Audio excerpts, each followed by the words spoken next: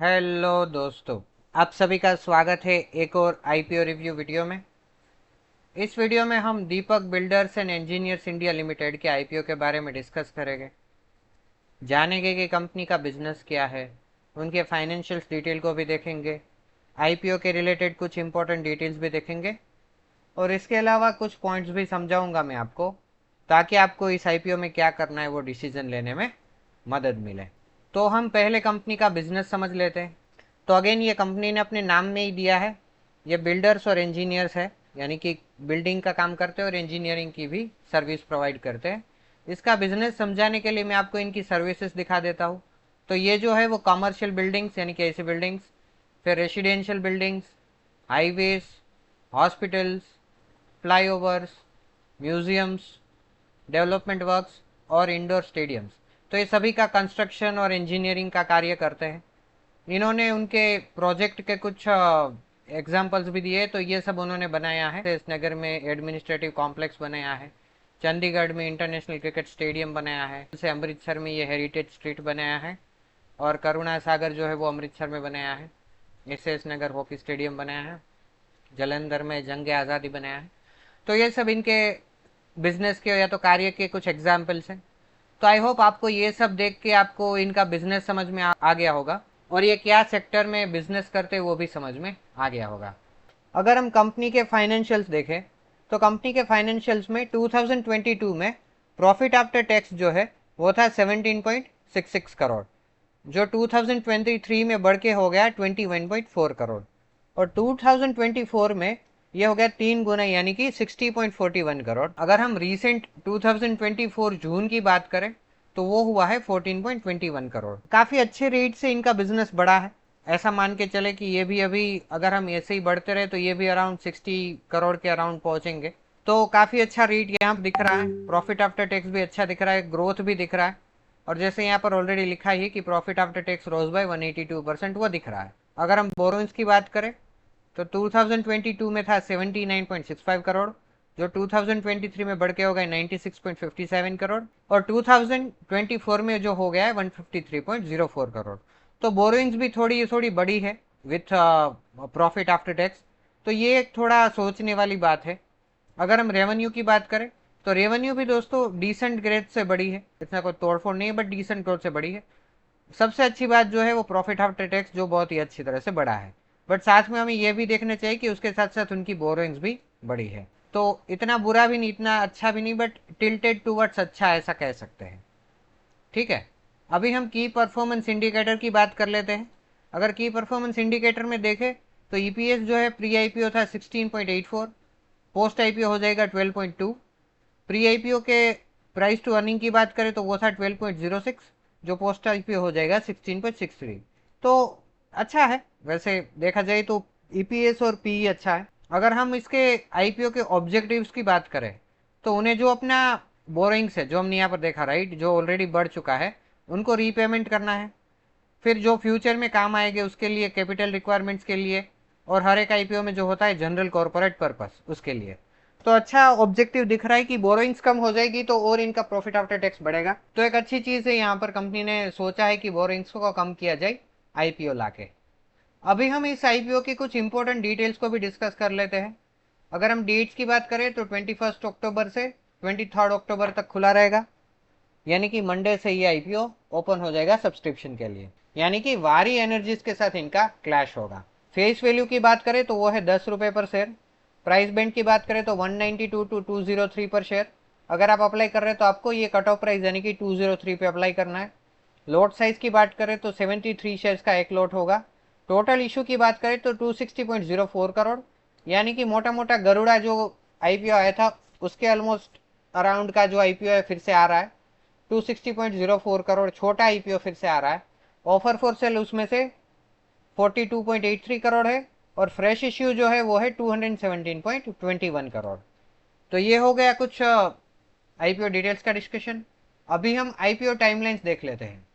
अगर IPO timelines की बात करें तो आपको, अगर आपने अप्लाई किया है तो अलॉटमेंट का डेट यानी कि अलॉटमेंट हुआ है कि नहीं वो कब पता चलेगा, तो वो है 24 अक्टूबर को। इनिशिएशन ऑफ रिफंड हो जाएगा 25 अक्टूबर को, और वही दिन आपके अकाउंट में शेयर्स भी क्रेडिट हो जाएंगे अगर आपको आईपीओ अलॉट हुआ है तो।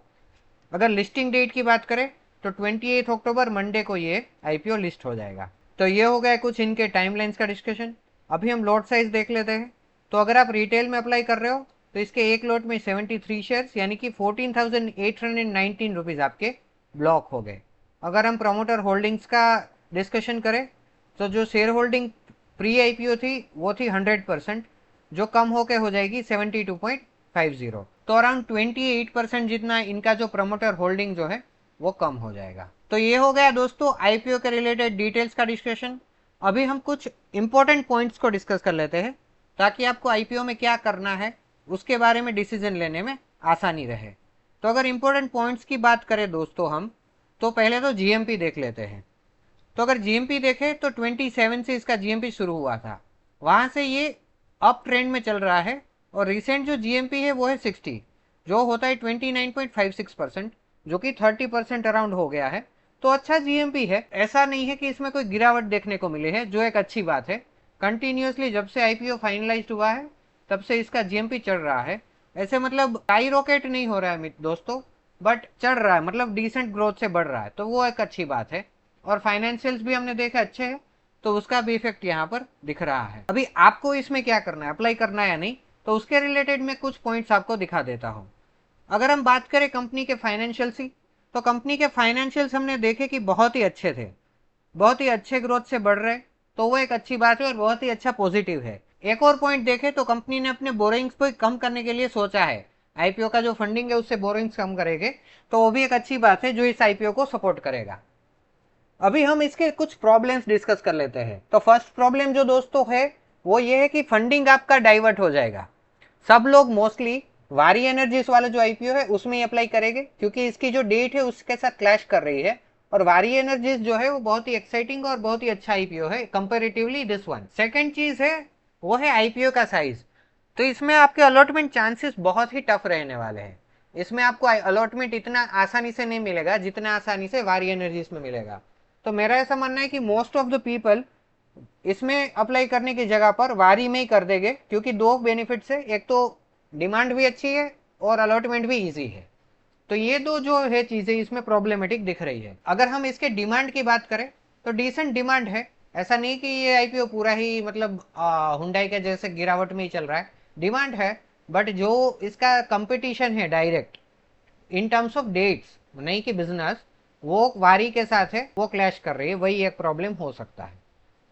अगर आप मेरे व्यू की बात करें तो मैं ऐसा सोच रहा हूँ दोस्तों कि मैं ना इसको लास्ट डे तक मॉनिटर करूंगा और फिर देखूंगा कि लास्ट डे को इसमें कैसी डिमांड रह रही है, इसमें क्यूआईबी का और उन सब का कैसा सब्सक्रिप्शन आ रहा है, उसके बेसिस पे डिसाइड करूंगा। और लास्ट डे को भी मैं ऐसा करूंगा कि मैं वारी एनर्जीज में फुल फोर्स के साथ अप्लाई करने वाला हूँ। मैं पूरा पैसा वारी एनर्जीज में डालूंगा और फिर इसके लास्ट डे को, यानी कि वो भी वारी एनर्जीज का भी लास्ट डे होगा, तब देखूंगा कि इसमें कितना डिमांड है। और अगर इसमें डिमांड अच्छा है तो फिर मैं जो भी बचा होगा फंड उसको मैं इसमें डालूंगा। बट मेरी ये फर्स्ट प्रायोरिटी नहीं है, मैं पहले तो वारी एनर्जीज को ही फुल फोर्स के साथ सोच रहा हूँ।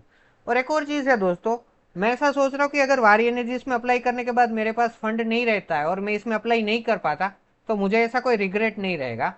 बट अगर फंड बचता है तो मैं 100% इसमें अप्लाई करने का सोच रहा हूँ। अगर आप लोगों की बात करें तो आप लोग अपना डिसीजन हमने जो अब तक डिस्कस किया उसके बेसिस पे ब्रेनस्टॉर्म कीजिए और फिर आप सोचिए कि आपको क्या करना चाहिए, आपको कौन सा बिजनेस अच्छा लग रहा है, उसके बेसिस पे आप डिसीजन ले सकते हो। तो दोस्तों इस वीडियो में इतना ही। आई होप आपको इस वीडियो का कंटेंट अच्छा लगा होगा, कुछ सीखने को मिला होगा, कुछ इंपॉर्टेंट चीज़ें जानने को मिली होगी। अगर ऐसा है तो आप यह वीडियो अपने फ्रेंड्स और फैमिली के साथ शेयर कीजिए, उनको बोलिए कि हमारे चैनल को सब्सक्राइब करें ताकि ऐसे अच्छे वीडियोस उनको भी मिलते रहे। इसके अलावा अगर आपको अपने डीमेट अकाउंट्स खोलने हैं ताकि आपको आईपीओ में अलॉटमेंट चांसेस अच्छे रहे, तो मैंने एक लिंक डाला है डिस्क्रिप्शन में, उसको रिफर करके आप अपने डीमेट अकाउंट्स खोल सकते हैं। वो लोग बहुत ही अच्छा कार्य कर रहे हैं, तो आपको डीमेट अकाउंट्स खोलने में आसानी रहेगी। तो इस वीडियो में दोस्तों इतना ही, मिलते हैं दूसरे वीडियो में, तब तक के लिए tata bye bye, please take care, thank you.